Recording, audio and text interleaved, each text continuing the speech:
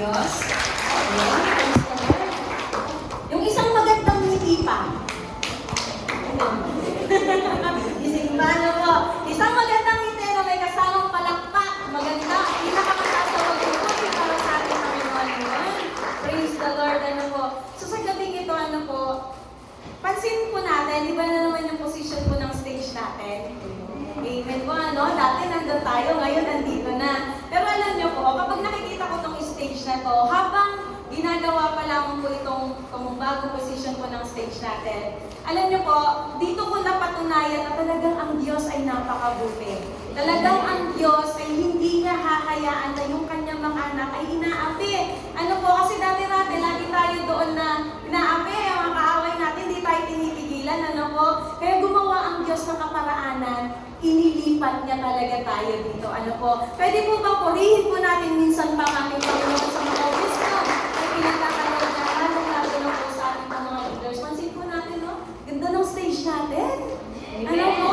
Grabe yung wisdom na ibinibigay sa atin po ng ating po Panginoon, lalong-lalo na po sa lahat ng mga naghihirap, lalo na po in terms of prayers, ano po, yung mga sakripisyo po nila dito na halos hindi na matulog, magawa lamang yung para sa glory po ng ating po Panginoon. Amen?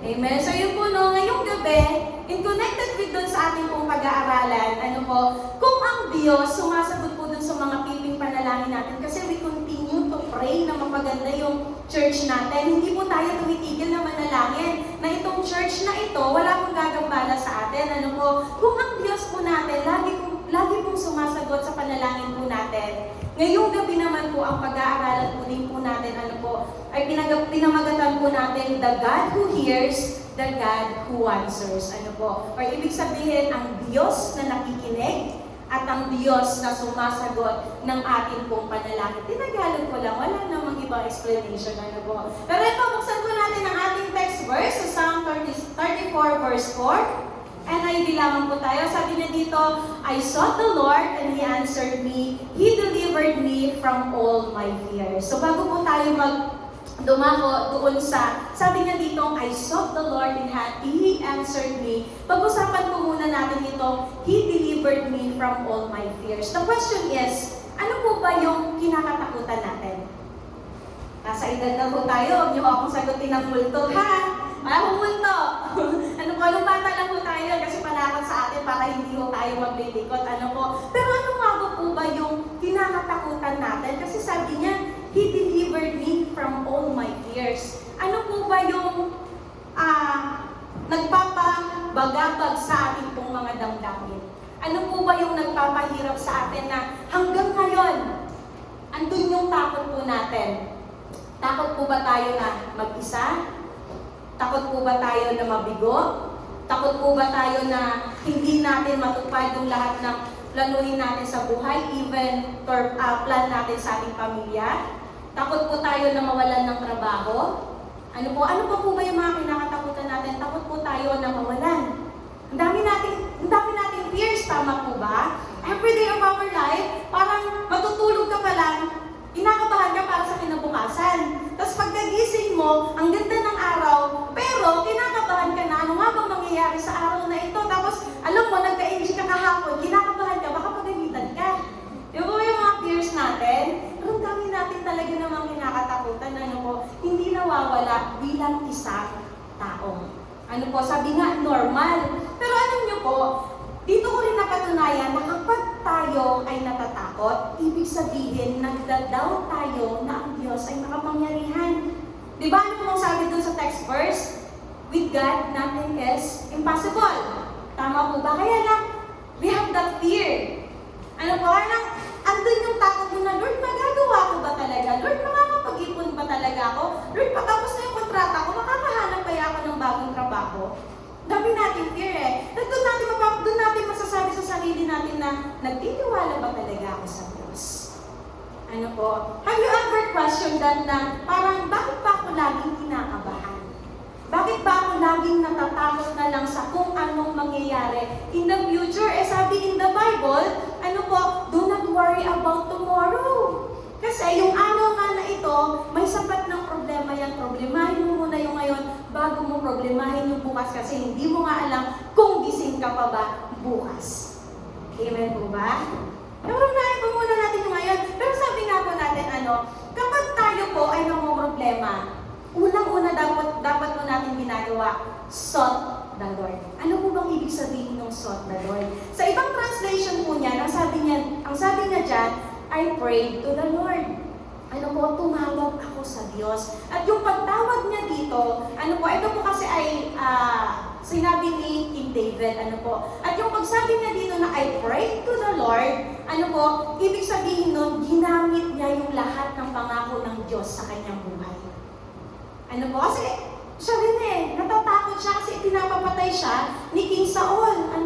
Pero tumawag siya sa Diyos at ang sabi niya nga dito, and He answered me. Kung si King David ng panahon na yan ay kinatagpo po ng ating pong Panginoon, how much more pa po kaya na hindi po tayo kakatagpuin ng ating pong Panginoon sa araw na ito? Tayo po pag nananalangin tayo, nagkakaroon po ba tayo ng doubt sa Diyos? Hindi mo tayo sumagot, may kausap naman ako, gising naman ho lahat tayo. Pero yung reality lang, kapag po ba tayo nagpe-pray, ang una mo bang thinking, mangyayari kaya talaga ito sa akin?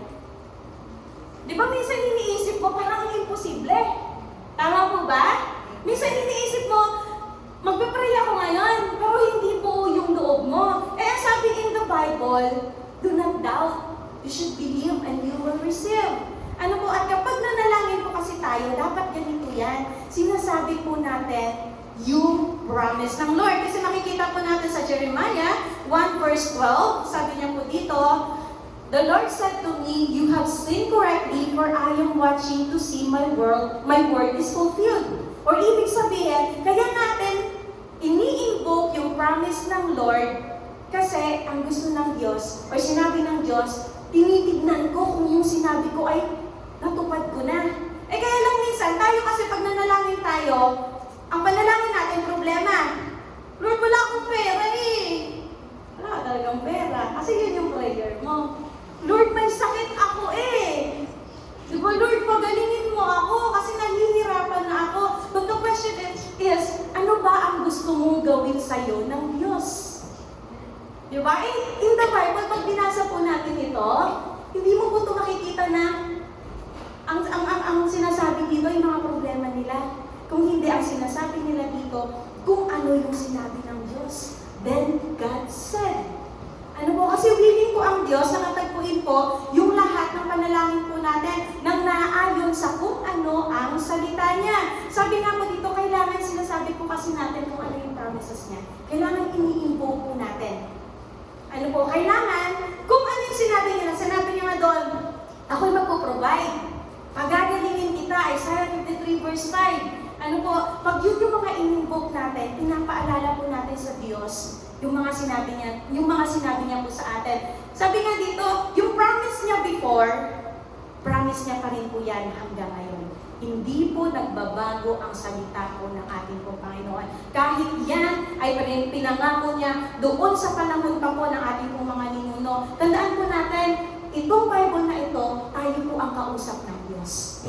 Kaya kailangan ina-apply po natin sa ating pong mga sarili. At kapag pinapaalala po natin sa Diyos yung mga pangako niya sa atin, tandaan po natin kailanman hindi po tayo bibiguin ng ating pong Panginoon.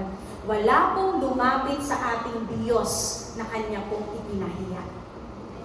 Kailanman, hindi po tayo iniwan, hindi po tayo pababayaan at i-deliver niya po tayo sa kung anuman po yung ating pong mga kinakatakutan. Ngayon, pag nagpe-pray po tayo, di ba sabi nila, may tatlong kasagutan ng Diyos. Ano yung tatlong kasagutan ng Diyos kapag po tayo nananalangin? Yes. No. Wait. Tama naman po. Di ba? Yes, kasi para sa'yo. No, kasi hindi daw para sa'yo. Wait, kasi hindi ka pa handa. Pero alam niyo po ba, hindi ako naniniwala dun sa salitang no. Wala kasi sa Bible yun. Hindi ko po nakita yun. Hinanap ko yun na sinabi ng Diyos, hindi ko kakatagpuin yung panalangin mo. Kasi sabi nga po sa John 14:14, pwede po natin i-flash, sabi nga dito, you may ask me anything in my name and I will do it. Nagsisinungaling po ba ang Diyos? Di po ba hindi? Numbers 23:19, pwede po ba natin i-flash saglit? Sabi niya dito, Numbers 23:19, God is not a man that he should lie, nor a son of man that he should change his mind. Does he speak and then not act? Does he promise and not fulfill? Diba pangako ng Diyos, anything. Ibig sabihin, lahat ng sinasabi mo sa atin sa Diyos, ask me anything in my name and I will do it. So wala yung salitang no. Kaya lang, minsan, kaya hindi po natin natatanggap yung sasagutan sa panalangin po natin. Ito lang po yan. Mali po yung motibo ng puso po natin. Lord, gusto ko nang mag-asawa. Di ba? Pag pinag-uusapan yung asawa, pag nagtuturo ang pastor dito, lagi nakatingin sa akin. Hindi nga ako nagpe-pray eh. Bata pa naman ako. Di ba? Pero pag-usap ng asawa na, lagi tayong natataranta. Why?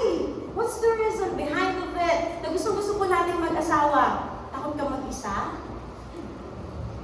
Hindi na ako magkaanak. Ilang taon si Sarah nung nabuntis? Ate naman, panahon pa yun noon eh. Hanggang 80 na lang ngayon, sabi sa Bible. Di ba? Nothing is impossible to the Lord. Di ba? Sabi nga nila, may miracle baby eh. Pero Lord, hindi man ako aabot sa ganun. I know. Ano po? Pero di ba, kadalasan ganun eh. Ano bang kinakatakutan natin? Mali kasi yung motibo natin. Lord, kailangan ko ng pera. Para saan ang pera? Saan mo gagamitin yung pera? Diba? Para ba yan sa ikakabuti mo? O para lang yan sa pambili ng marami mong sapatos? Tawa ko sa sarili ko nung nakaraan. Na-share ko ito ng Bible study. Tinignan ko yung shoes ko. Sabi ko, dami ko palang sapatos. Tapos namimili pa ako ng panibago. Sabi ko, hindi na rin maganda. Hindi ko na magamit lahat. Ano po? Ngayon, doon sa pangangailangan natin pag nag-pray tayo, para saan po ba yan? Kaya madalas hindi natin matanggap yung kasagutan sa panalangin natin kasi hindi naman yan to glorify in the name of God. Ano po? Lord, pagpalain mo naman ako, maraming overtime. Nung pinagpala ka ng Diyos, ang dami mo ngang overtime, nawala ka naman sa church. Lord, pagod na ako. Gusto kong magpahinga. Na mahinga ka nga. Natuluyan pa. Diba? Be careful what you wish for. Ano po? Pero yun po, no? Lagi po nating tatandaan that every good gift, James 1:17. Lagi po natin tatandaan, ito yun, kapag yung mga gift ay binibigay po sa atin, or kapag sinagot po yung panalangin po natin, every good gift and perfect gift is from above, coming down from the Father of the heavenly lights, who does not change like shifting shadows. Or ibig sabihin, kapag sinagot po ng Diyos yung panalangin po natin, actually, that is good. Para sa ikakabuti mo, para sa ikaka-glorify po ng ating po mga or para sa kaka-glorify po ng pangalan po ng ating pong Panginoon. Ano po? Alam ng Diyos, God cannot be mocked. Hindi natin pwede, sabihin natin sa tao, kaya natin niya na i-deny. Hindi. Kasi kailangan ko lang talaga may ganito, may ganyan. But God cannot be mocked. Ano po? Alam ng Diyos kung ano po yung status ng mga puso po natin. Ngayon, kung tayo po, andun pa rin tayo sa season of our waiting. Kasi marami po tayong panalangin, di po ba? Hindi lang iisa. Sunod-sunod nga yan everyday eh. May maiisip ka eh. Ano po ako, panalangin ko lang pag-uwi ko. Lord, sana pag-uwi ko may finances, may provision. Di ba nakabingid po ng ating po Panginoon? Ano po? Sabi ko, Lord, pag-uwi ko, isa lang ang focus ko. Di ba? Daming gastos. Kaya lang everyday, dumadagdag din si mama ng gastusin. Kaya sabi ko, Lord, provide for it. Bahala na lang pagdating ng next week. Alam po, kakatugon ng ating po Panginoon. Pero everyday, nagbabago-bago po yung sitwasyon ng buhay po natin. At everyday, ang dami po natin panalangin sa ating po Panginoon. Ngayon, ano po ba yung kailangan natin gawin? The attitude ano po na kailangan po natin ipakita sa ating pong Panginoon habang hinihintay po natin yung kasagutan po sa ating pong mga panalangin. So meron po akong tatlo. Meron po akong tatlo. Unang-una, kailangan you grow in patience. Sino po dito sa atin yung mga maiinipin? Kakapray mo lang ngayon, gusto mo mamaya Lord, 50,000. Genie ang Lord. Sino po sa atin yung dito pag nanalangin tayo, di ba yung tipong, Lord, kailangan ko ng kagalingan, ayaw mo nga pumunta ng hospital. Diba? Grow with patience. Kasi sabi nga po ng ating Panginoon sa Ecclesiastes 3 verse 1, there is time for everything. Alam ng Diyos kung kailan niya ibibigay po sa atin yung panalangin po natin. Hindi po natin kailangan magmadali. Pero kung kailangan ko magmadali ngayong gabi, ano po? Mga pala hindi natin kailangan magmadali. Kasi parang ganito lang yan. Balik tayo dun sa beloved. I-example ko na kasi lagi na lang silang nakatingin sa akin pag beloved ang pinag-uusapan eh. Diba? Kunwari na lang, Lord, kailangan ko na ng beloved. Mamadali na ako, 37 na ako, Lord eh. Bata pa ako eh. Kaya lang, lagi kasi nilang sinasabi, kailangan ko na daw mag-beloved. Pagbalik uli nung nagbakasyon, kailangan may asawa na ako.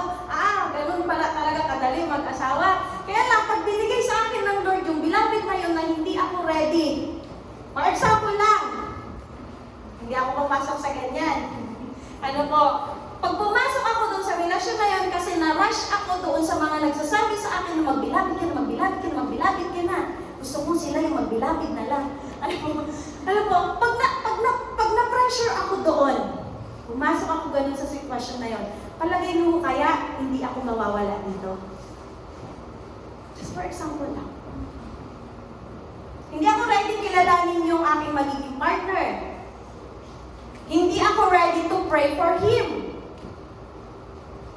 Basta ang gusto ko lang dapat magka-beloved ako. Mamadali na ako eh. Dapat mga after 3 months, 4 months, 5 months, kasal na kami. Kasi beloved eh. Pag nagmadali ako, palagay niyo ko kaya yung will ng Lord yung ginawa ko. Di po ba hindi? Pag sinabi natin, Lord, kailangan ko ng provision within sa finances. Ngayon, dahil nagmamadali ka, kailangan mo ng pera. Nangutang ka, sinanla mo yung ATM mo. Tawag-tawa ako kanina sinabi ni Pastor Julius. Yung ATM niya, sinanla niya, namiram ng ATM, sinanla niya ulit. May ganun pala kayo, no? Kaya pala ang hirap na ngayon pati sa bako. Ano po, for example, ganun yung ginawa mo. Palagay mo ba, hindi ka mahihirapan for something na i-provide yung lahat ng pangangailangan mo? Kasi minadali mo, hindi galing sa Diyos yun eh. Ayaw ng Diyos na mangutang tayo. You were led to many. Pero hindi ka mangutang. Paano pa binadali natin lahat? Kasi kailangan mo na Lord eh. Kaya sabi ng Lord, ako mag-provide anak. Just for example, ganun yung ginawa natin. Di po ba mawawala tayo doon sa will ng Lord? Kasi yung kagustuhan natin eh. Kaya ang sabi doon, it is not our will but the will of God. Ano po? So dapat grow in patience. There's time for everything. At sinabi niya nga po sa Isaiah 60 verse 22, when the time is right, I, the Lord, will make it happen. Pagkatiwalaan po natin ang ating pong Panginoon, hindi naman po tayo bibiguin ng Diyos. I-fulfill niya po yung lahat ng pangako niya po sa atin. Panghawakan mo lang. Ano po, sabi ko nga, lagi kong testimony, Lord, 7 years ako nag-pray for financial provision. In that 7 years doon sa ika-4 na taon, lalo pa akong sinubok ng Diyos. Nung panahon na nadisgrasya yung aking parents. Wow, 4 years, 5 years. Hirap na hirap din po ako. Pero I have that patience na alam ko ang Diyos pagdating ng araw, akatagpuin yung panalangin ko. And now, I am earning my breakthrough. Ano po? Tiwalaan po natin ang ating pong Panginoon. Wait patiently. Romans 8 verse 25. Sabi niya nga po dito, but if we hope for what we do not yet behold, we wait for it patiently. Maghintay lamang po tayo, at sigurado po ako, in front of you, sigurado po ako kasi I'm a living testimony of our God. Amen po? Amen. And then pangalawa, siyempre, ang tagal. Diba? Lord, 3 years na ako nagpa-pray for beloved. 4 years na ako naghahanap. Lord, nung makakasama ko, ayoko na ata. Diba? Pero sabi ng Lord, do not lose hope. Pag daw po tayo mawawalan ng pag-asa. Ang ating pong Panginoon kasi, ganito yan. Hindi ho natin maintindihan kung ano yung nangyayari sa atin. John 13 verse 7, sabi niya nga po dito, you do not realize now what I am doing, but later you will understand. Hindi po natin maintindihan bakit tayo naghihintay. Hindi ho natin maintindihan kung bakit tayo ho nahihirapan. Hindi ho natin kayang intindihin bakit ang dami natin kinakaharap na problema. Hindi ho natin kayang intindihin yun. Pero one thing is for sure, Romans 8:28, na sabi niya nga po dito, all things work together for good to those who love Him. Ano po? Mangyayari yan kasi may gustong ituro sa atin ng ating Panginoon. Yung sinasabi niya kasi mga problema, yung mga sinasabi niya kasi mga pagsubok, yung mga bagay na nagpapahirap sa atin, yan po yung sitwasyon na magpapatatag po ng antas po ng ating mga pagkatao at pananampalataya po sa ating pong Panginoon.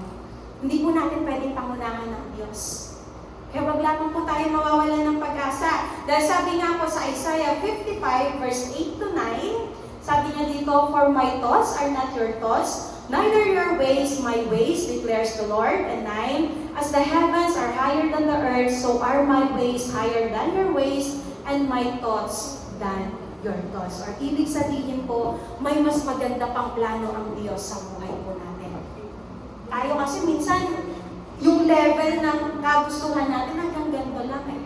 Ako sabi ko sa Lord, nung patapos na ako ng kontrata ko dito sa Taiwan, Lord, ang gusto ko lang naman magkaroon ako ng trabaho kasi magpo-provide pa ako sa mami ko.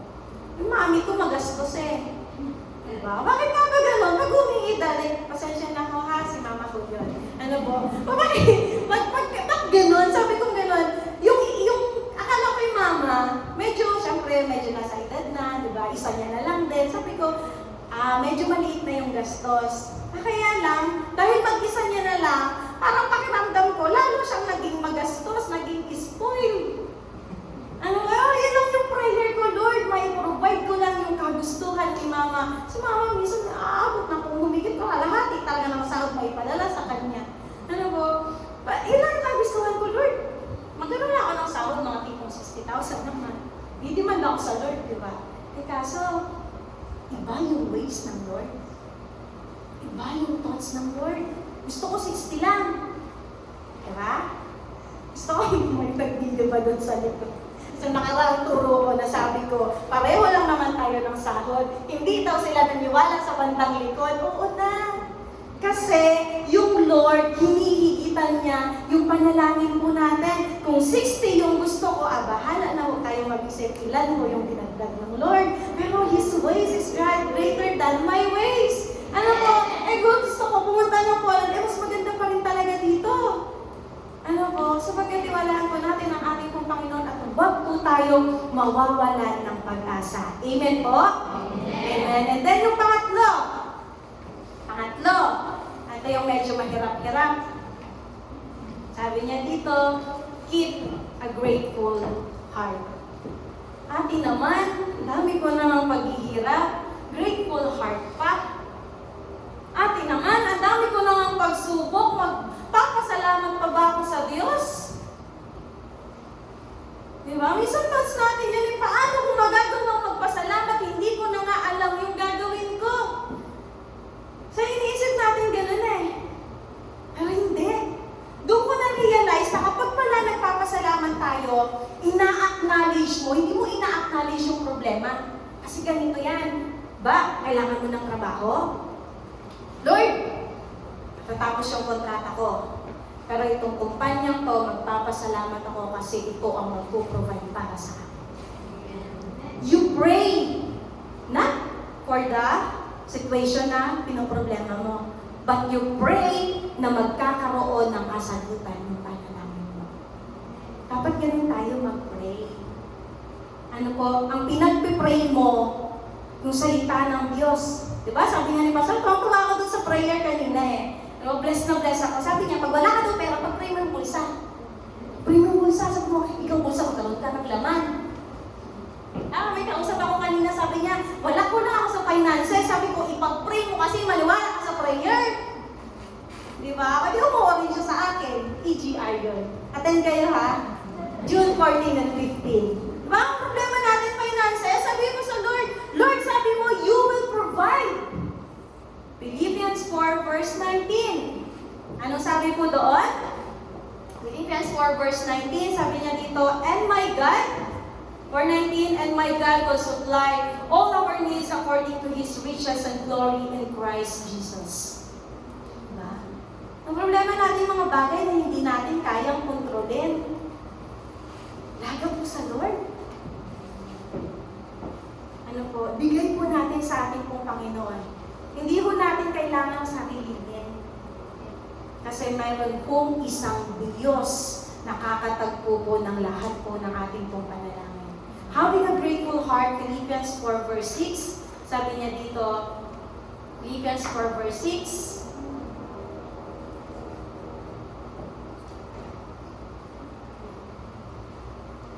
Philippians 4 verse 6 po, sabi niya dito, do not be anxious about anything, but in every situation, do not be anxious about anything, but in everything by prayer and petition with thanksgiving, present your requests to God.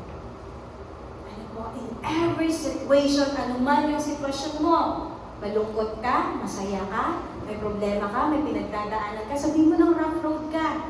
Ba yung sabi nila, gulong ang buhay na sa ilalim ka, lagang po natin sa ating pong Panginoon. Na sa bawat sitwasyon po ng buhay po natin, alam niyo po mga kapatid, dati-dati, iniiyak ko din talaga sa Lord yan. Lord, bakit ang hirap-hirap ng buhay ko? Napapagod din ho akong maglingkod. There are many times na ayaw nang bumalik dito sa church. Maraming beses din ho yun. Pero dun ko rin na-realize na kapag pala nahihirapan na ako, dun ko ma-realize na mayroong isang Diyos na mag-lift up para sa akin. Kaya ito yung sinasabi niya dito na but in everything by prayer and petition. Sabihin mo sa Diyos ano ba yung pangangailangan mo. Sabihin mo sa Diyos ano ba yung gusto niyang ayusin sa buhay mo. Sabihin mo sa Diyos kung ano ba yung gusto mong mabago sa iyo. Sabihin mo sa Diyos kung ano yung gusto mong matanggap mula sa Kanya. Kaya nga, tanong ng Diyos sa atin what do you want me to do for you? What do you want me to do for you? So with a grateful heart, kailangan lagi po natin kinakausap ang ating po Panginoon. Now, masasabi ko, in every pain, namnamin po natin ang lahat ng yon. Kasi doon sa pain na yon, doon mo masasabi na you are a victorious, you are a more than conqueror. Amen po? Amen. Ano po? So yun po, no? Lagi lamang po tayo mangusap, lagi lamang po natin kausapin ang ating pong Panginoon. Lagi lamang po tayong magpasalamat sa Kanya. Sabi nga po sa 2 Corinthians 4 verse 15, sabi niya dito, all this is for your benefit so that the grace that is reaching more and more people may cause thanksgiving to overflow to the glory of God. So what is grace? Having something na hindi naman karapat-dapat pero ibinigay sa iyo ng ating pong Panginoon.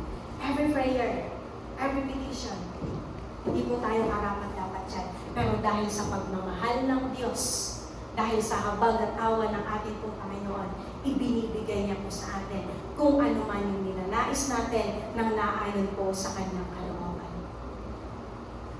Huwag po tayong magdalawang isip na lumapit po sa ating Panginoon. Huwag po tayong magdalawang isip na sambitin sa Kanya yung lahat ng mga naisip po natin. Huwag po tayong magdalawang isip hindi po magkakaroon ka ng doubted heart. Huwag ko sabihin lamang po natin sa ating Panginoon. Sabi nga po, sa akin pong pagtatapos, Habakkuk 2, verse 3, sa NLT, sabi niya dito sa If it is since is slow in coming, wait patiently, for it will be surely take place. It will not be delayed. Ito po yung sinabi niya. It will surely take place. It will never be delayed. Never pong na-delay ang Diyos. Never po. Diba? Perfect timing ng Lord. It's not the time of us, hindi po sa time natin, kung hindi sa time po ng ating pong Panginoon. At ito po yung pangako po ng ating pong Panginoon sa Psalm 34 verse 8. Sabi niya dito, Psalm 34 verse 8, taste and see that the Lord is good. Blessed is the man who takes refuge in Him. Amen po. Amen po, no? Lagi po natin tatandaan, habang tayo po ay naghihintay sa ating pong panalangin, we should grow in our patience. Huwag po tayo mawawalan ng pag-asa at panatilihin po natin yung ating mga puso na manatiling nagpapasalamat sa ating pong Panginoon. Amen? Sige po, tayo po ay tumayo. Tayo po ay dadapit sa ating pong panalangin.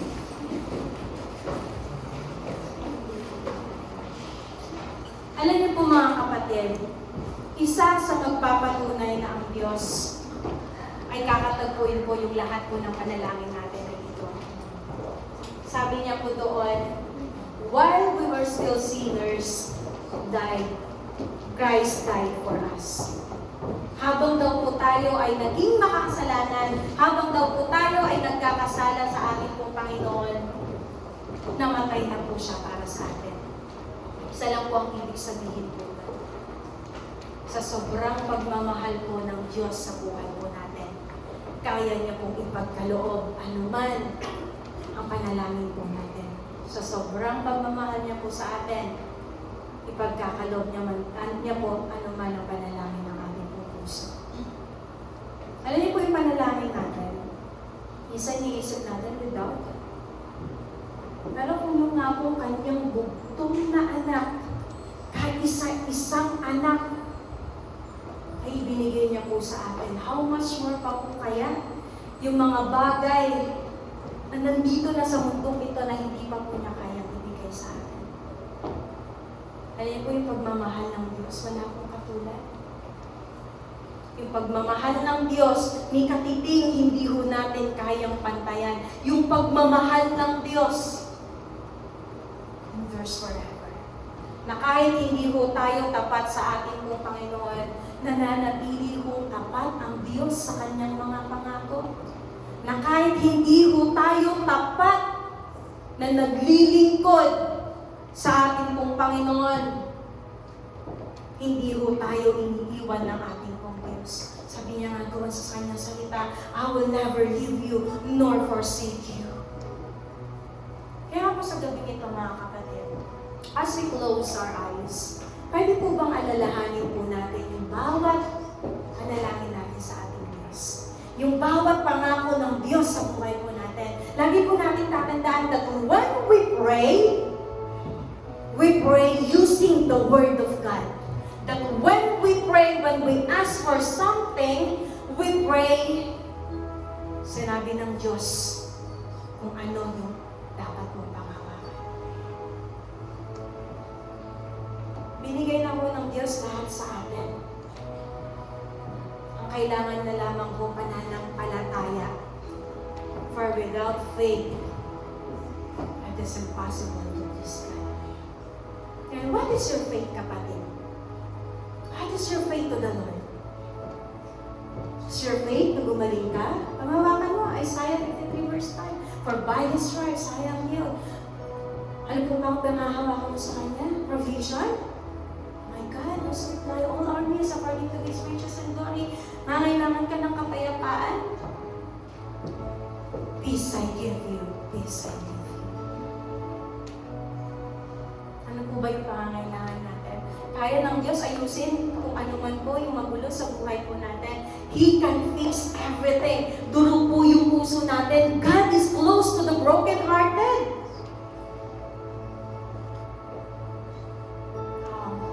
What is your faith, kapatid? Ano po ba yung pangako ng Diyos na pinangahawakan natin dito? we keep coming to the church, declaring that every prayer na dala-dala natin, lalabas tayo sa bulwagang ito, dala-dala po natin yung kasagutan sa bawat panalangin natin. Ngayon, panghawakan po natin ay Isaiah 65:24 na bago pa man po tayo manalangin sa ating Panginoon, kinatagpo na po niya tayo na bago pa man matapos ang ating pananalangin, narinig na niya tayo. Handa lamang po natin ang ating mga puso upang makatagpo ang bawat pangako po ng ating Panginoon. Awitin po natin itong kantang to.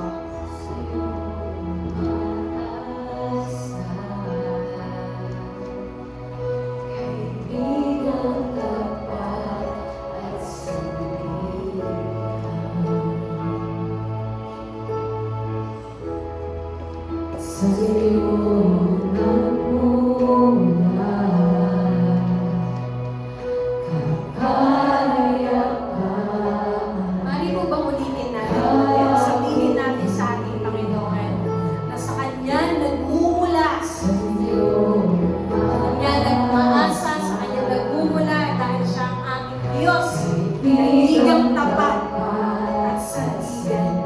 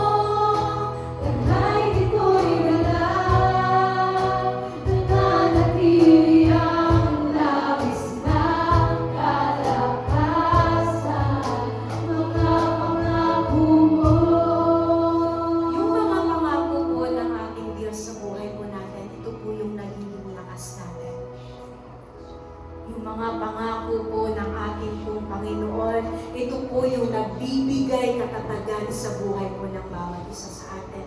Yung pangako po ng Diyos sa atin, ito po yung nagbibigay ng pag-asa sa buhay ng bawat isa. Ngayon yung pangako ito, mga kapatid. Sabi nga po ng Diyos, what do you want me to do for you? Kailangan po ba natin ang kagalingan sa Diyos? Sabihin po natin sa ating pong Panginoon, Lord, heal me by the stripes of our Lord Jesus Christ. I am healed. Provision, hindi po nagkulang ang ating pong Panginoon. He will continue to provide everything our needs. Kailangan po natin ng restoration, manumbalik sa alat ng paglilingkod, manumbalik sa presensya po ng ating pong Panginoon, ng talk to our God. At sabihin po natin sa Kanya na Lord, kailangan kita, na Lord, samahan mo ako, na Lord, huwag mo akong iiwan. Natatakot po tayong mag-isa. Sabi po ng ating Panginoon na will never leave you nor forsake you. Natatakot po tayo dahil may mga taong umaapi po sa atin. Sabi po ng Diyos, I will protect you. Ano po ba yung pangangailangan natin sa gabi nito? Ano po ba yung nais natin na matanggap sa Diyos sa gabi nito? Nahihirapan po tayo sa sitwasyon ng buhay po natin? Napapagod po tayo? Sabi nga po ng Diyos, He will restore our strength. Ano ba po ba yung kailangan po natin? Kailangan po natin kaayusan sa pamilya po natin. God is in control of everything. God can do miracles. Ang kailangan lamang po natin, panghawakan po natin ang bawat salita po ng ating Panginoon. Awitin po natin muli itong awitin na ito mula sa simula. Sa'yo umaasa, kaibigang tapat at sandigan. Sa'yo nagmumula kapayapaan,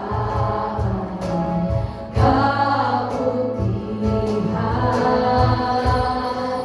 Di kayang sukatin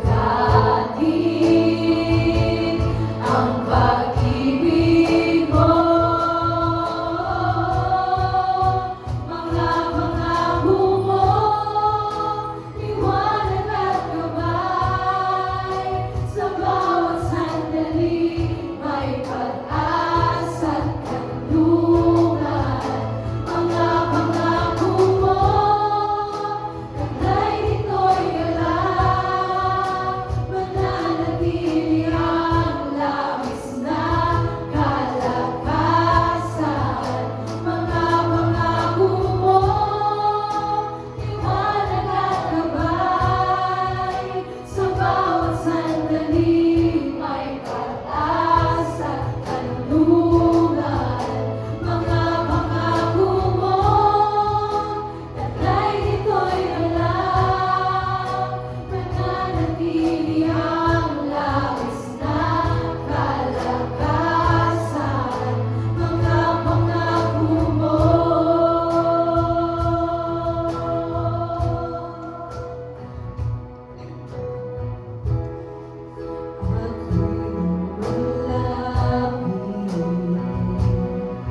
Sa'yo kalandahan, walang alinlangan. Ikaw ang pag-ibig, kapahingahan, walang Sa pangako ako'y lumalapit, O Diyos. ako'y lumalapit sa iyong kalandahan, walang alinlangan. Ikaw ang pag-ibig, kapahingahan, walang hanggan. Di kayang sukatin ang pag-ibig mo. Mga pangako mo, liwanag at gabay. Sa bawat sandali, may pag-asa at kanlungan. Mga pangako mo, taglay nito'y galak, nananatili ang labis na kalakasan. Mga pangako mo, liwanag at gabay.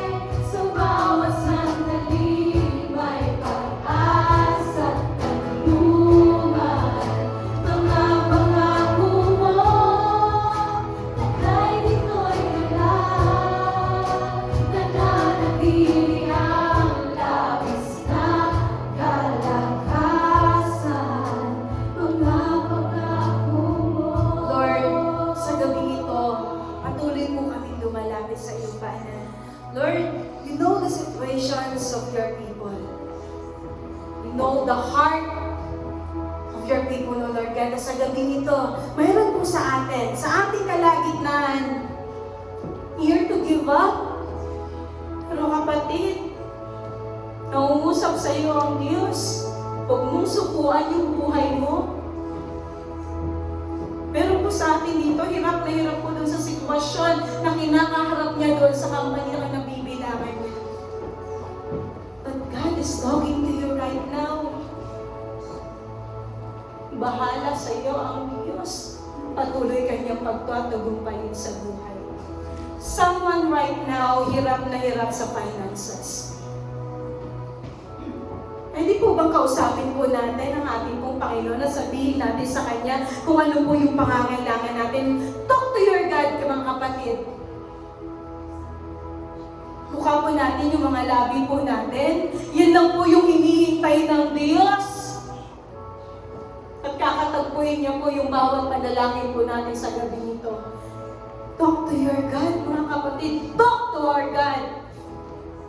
Sabi nga po ng ating pong Panginoon, na kailangan mo ng kagalingan, ipagkakaloob ko sa iyo ngayong gabi ito, sabihin mo lang sa akin.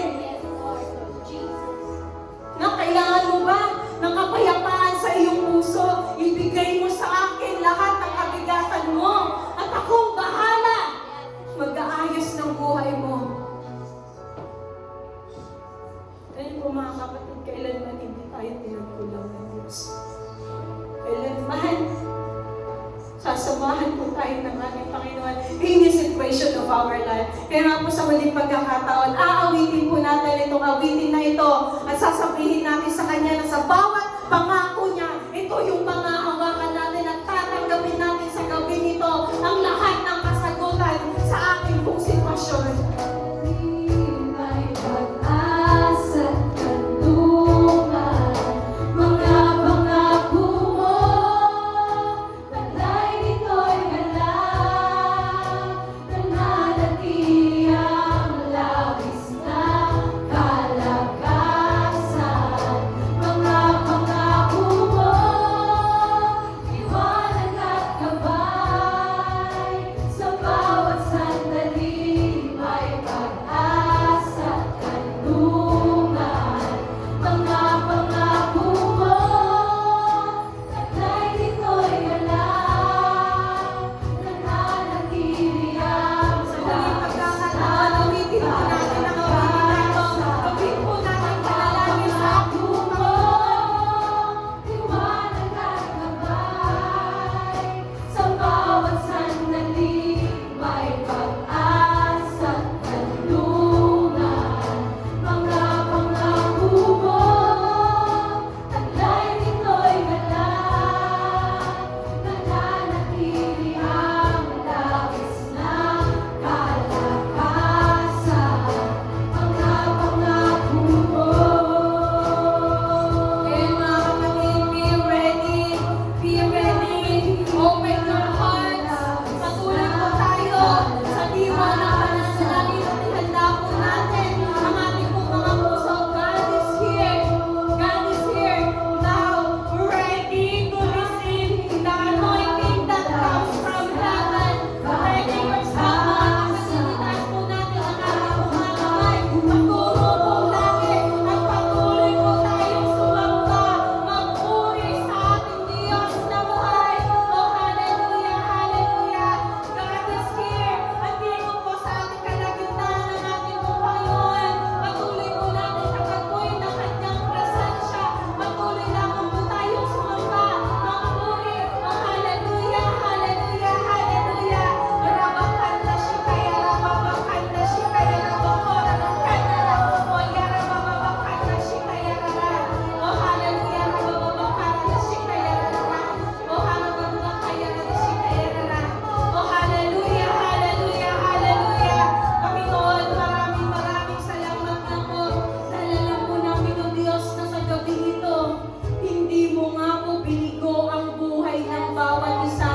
Salamat nga po, Panginoon, dahil alam po namin sa gabing ito, lahat po ng sakit at karamdaman ay yun ang atong pinagaling. In the mighty name of Jesus, in the mighty name of Jesus. At andun nga po, Panginoon, patuloy ka magbubukay sa lahat po ng ating mga pangangailangan. All the finances, O Lord God. At andun nga po, Panginoon, all the situation, Panginoon, physically, mentally, spiritually, O Lord God. Kami nga po, Panginoon, ay yung nga pong pinagaling. In the mighty name of Jesus, in the mighty name of Jesus. Lord, salamat nga po ng maraming. Nalalang po namin, Panginoon, sa gabi nito, O Lord God. Aangkinin po namin ang lahat ng pagpapala, kasagutan sa aming pong panalangin. Salamat nga po, Diyos. Kaya mo nga po, Panginoon, na sa mga buhay na ito, patuloy kang maitaas, patuloy